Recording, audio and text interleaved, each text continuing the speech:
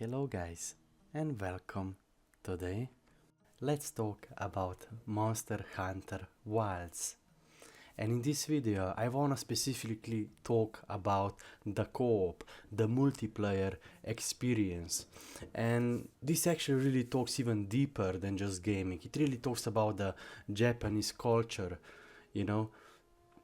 So we have seen, especially now with the new Monster Hunter edition, that it seems that they don't really understand what multiplayer actually is. You see guys, co-op is not the same as multiplayer. Co-op is not real multiplayer. And it really kind of sucks because it all feels like, these games are supposed to bring us together. You're supposed to meet new friends, meet new friends, have new fun experiences, but games like this don't really promote finding new friends. They're just for the people who already have friends. And this is, in my opinion, a big problem with games like Monster Hunter. They know how to make good games, but they don't really know how to make complete games, and innovation is a big problem, right? We are still stuck 20 years in the past, in the console era, with co-op mentality. Co-op is not a bad thing, but let's not also pretend that co-op is same as multiplayer. Co-op is pretty much a glorified single player game, and even Elden Ring has very similar problems. Even 2 years after the release, we still have, no basic keyboards, no basic PC Steam keyboard schemes. We have 60 FPS limit, we have pair-to-pair connections, we only have co-op, mostly no, we have some PvP but very limited. It really shows the limitations of console, right? A lot of these new games from Japan are pretty much only made for console.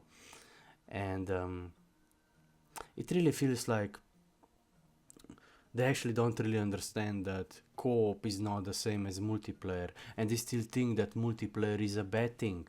They think that competition is a bad thing, and I don't really understand this mentality. That's why it has been so hard for them to make a good multiplayer game, because they think that multiplayer is a bad thing. And even now we can see that in Monster Hunter Wilds. Even though game only has co-op, there is no real multiplayer. Even the co-op has so many issues. And now you have like too much storytelling and too much cutscenes, and you are trying to combine it with co-op. So many people have issues, right? Like, just imagine in Elden Ring how bigger that game could be if you just had like a basic keyboard scheme for PC players.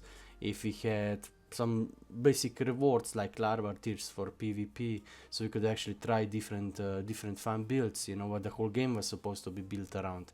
So many easy fixes that could give so much replayability to Elden Ring. And same with Monster Hunter, right? Why don't you make it so that every time you kill a monster you can actually tame it, or you can actually ride it around, so every player could see, what you managed to achieve. That would be so cool.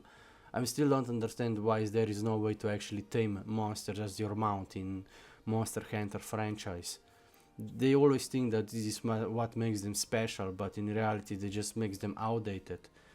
Like, there's so much potential with their franchise. Imagine if they would have real open world elements, multiplayer elements, social elements.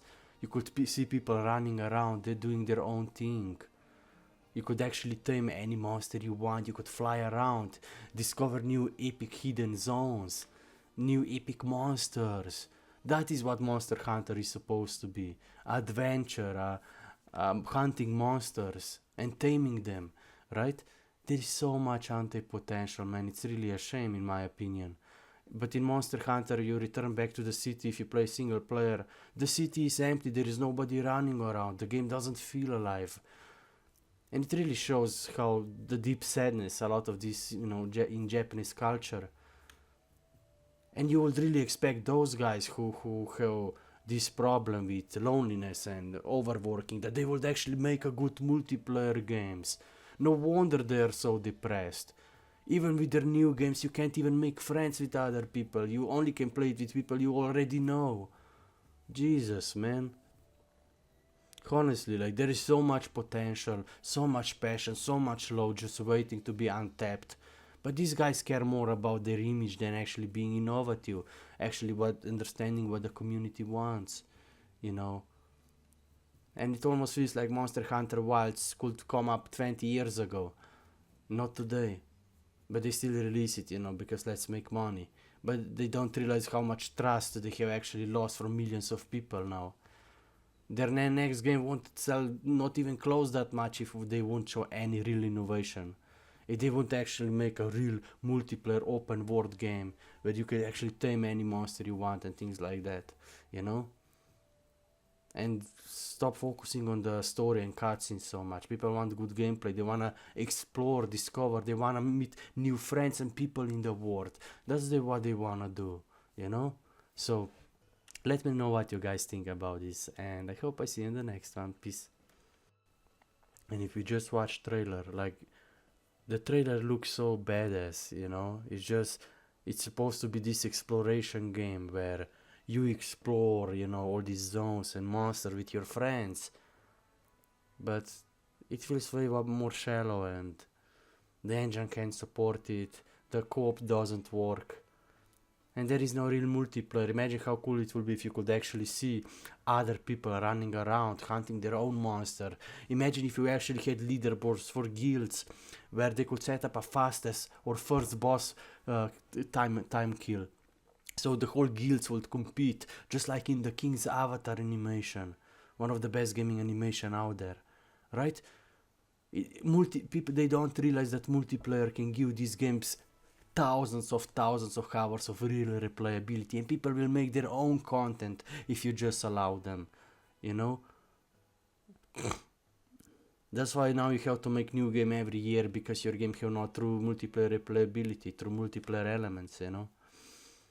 Even Miyazaki did this mistake, and he reached replayability through artificial single player elements. That's why the game lost 90% of its player base, user base on Steam in 2 years, you know.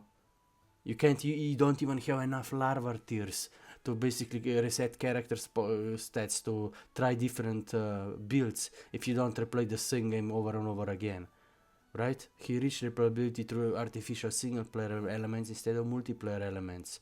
You could just give larva tiers as a rewards for winning arenas or invasions, and you could solve two issues at the same time, right? So things like that.